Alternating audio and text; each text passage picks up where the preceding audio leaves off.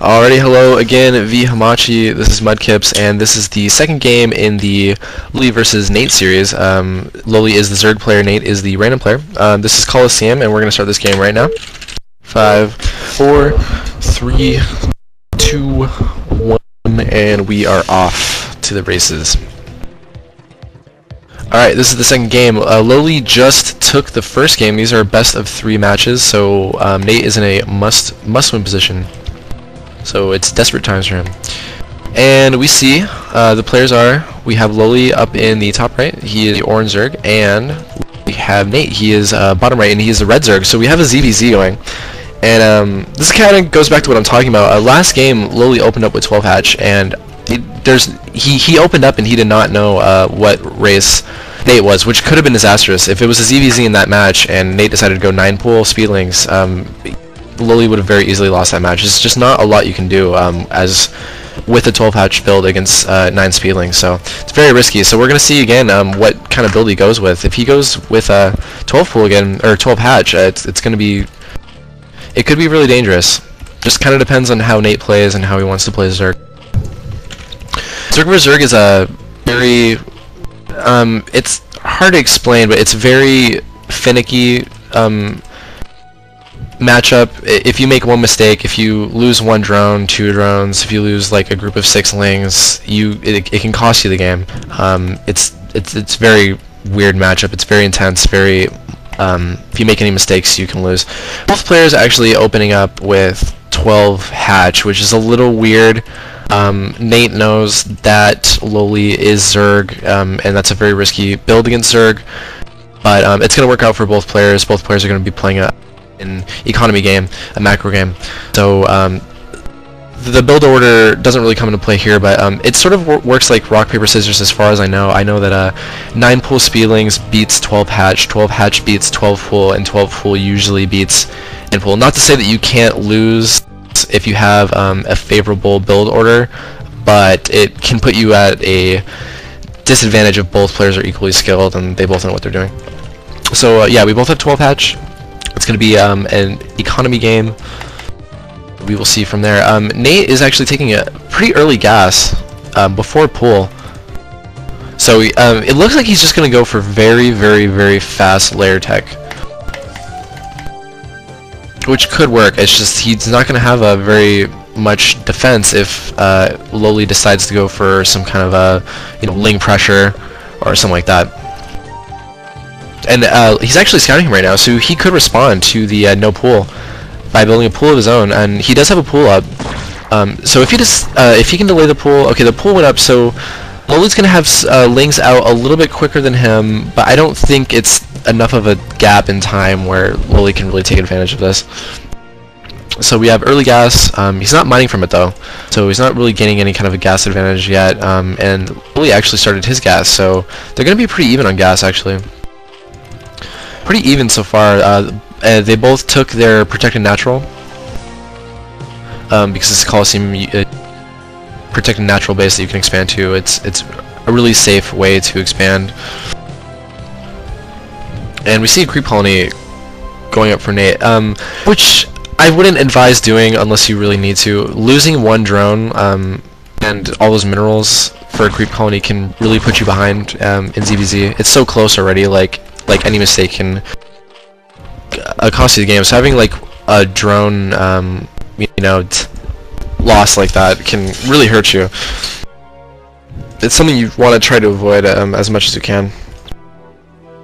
He's actually upgrading it to something too. So he's playing very cautiously. It looks like what he intends to do is tech up, hope that he has the tech advantage, which he does by a few seconds, and he's just going to sit behind his choke and just try to overrun Loli with mutas. At least that's what I'm thinking he's intending to do. Loli has 4 Zerglings out. Nate also has 4 out. And Loli actually stops the scout, which is important. Looks like Nate is retreating his Zerglings back to his creep column sunken, which is smart. And Loli's just going to probably sit up front. He can't really get past that, just to make sure he knows what he's doing. If he sees that Nate is trying to go heavy ling, he can respond to that by knowing he's doing that, and then he can back at his base and build a, you know, creep colonies and whatever he needs to help defend. Spire just popped for Nate. Not Spire, Lair. We'll be getting a Spire soon though. A Spire drops for him. And Loli actually just gets the Lair too. So we'll probably be seeing a Spire drop for him as well. So both players content just to drone up, get their tech out, and probably engage in some muta battles, which I'm terrible at. Loli's pretty good at them actually. Yeah, I actually just recently lost a lot of ZVZ to him. He's got pretty good. I'm either really bad with mutas or he's compared to me. Both players actually. It looks like Loli has speedlings and Nate does not, which will come into play later. Speedlings are obviously a lot better than normal speedlings. Normal speedlings, not... Yeah, you know what I'm trying to... You're smart people. Spire about 2/3 of the way done for Nate, about maybe like a little bit over half for Loli. So Nate's going to have the mutas out a little bit faster. It's not really going to make that much of a difference though, because they're going to have to travel to his base to do anything, so it won't matter.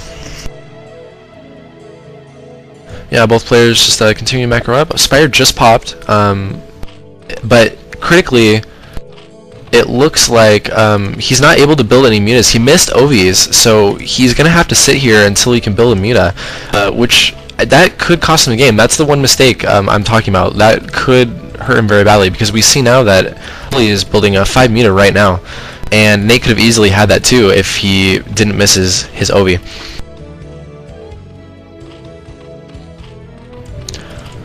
Looks like Loli is actually creating a third hatchery, and Nate is building more creep colonies at his choke, and adding some speed upgraded lings. It's got, looks like 8 total now. And a third hatchery going up for Nate as well. So both players pretty even. Only key difference is that Nate missed the OV and Loli has 5 mutas out before he has any mutas. So he will be able to take the fight to him first. And we have 4 mutas out for Nate. And I believe they saw the direction that the mutas were going, so he immediately parked them above his own natural, hoping that's where Loli intended to go. Loli's just scouting around, seeing if he can kill any stray OVs. He probably feels like he can't cause any major damage at his base, so he's just trying to slow him down as much as he can by his supply. He's got a group of, I believe that's 8 mutas. Yeah, 8 mutas and 2 Scourge against, looks like Nate has, I think that's 6? Actually 8. 8 total, but they're not grouped together. More coming down from Loli as well. Yeah, looks like Loli is going to engage the natural. He's attacking the OV first, so Nate will have some warning. And both players attacking a little bit. A Scourge kills one muta, and another muta is heavily damaged, and Nate is forced to retreat, and he's going to be able to get some drone kills, which is really going to slow him down. If he can't keep that 2 gas going, he'll get really slowed down on muta production, and Loli will just be able to take advantage of the game from there. And Loli's forced to retreat. These Scourge are going to make him so... Yeah, he's losing a lot of muta actually to those Scourge. It's scary being chased by that. Those little... I don't have eyes, which is creepy. I feel like both players are even on the muta count. Loli still might have a little bit of an advantage, but he did lose, I think, 3 muta to the Scourge and maybe 1 more when they engaged. No big advantage right now for either player. And it looks like Nate is actually choosing to